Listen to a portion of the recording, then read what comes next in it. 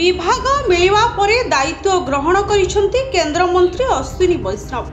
Rail मंत्रालय रे पहुंची कार्यभार नेइछंती। रेल मंत्रालय रे अश्विनी वैष्णव को फूल तोड़ा और करताली सह स्वागत करा जायछि। दायित्व नेबा परे गणमाध्यम को प्रतिक्रिया रखी केंद्र मंत्री कहिसेंती देशवासी पुणी थरे प्रधानमंत्री मोदी को ऊपर भरोसा करछंती। रेल विभाग आगरे आगु अनेक आह्वान अछि। गत 10 वर्ष रे मोदी सरकार रेल विभाग को अनेक आगु नहीं। एही प्रक्रिया आगामी दिन में भी जारी रहिबो बोली केंद्र मंत्री अश्विनी वैष्णव कहते। रेल विभाग सह सूचना और प्रसारण विभाग मध्य मिली अश्विनी वैष्णव को। सेहीपरि केंद्र मंत्री एस जयशंकर मध्य निज मंत्रालय रे पहुंची दायित्व नहीं। वैदेशिक व्यापार मंत्रालय दायित्व द्वितीय थर पर ग्रहण करछंती जयशंकर।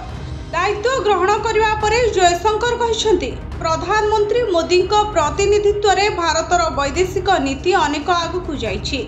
तृतीय थर पर भारतर नेतृत्व नहीं प्रधानमंत्री मोदी। आगू भारतर वैदेशिक नीति आहरी सफल हो आशा रखिछंती जयशंकर। ब्यूरो रिपोर्ट भंजौता न्यूज।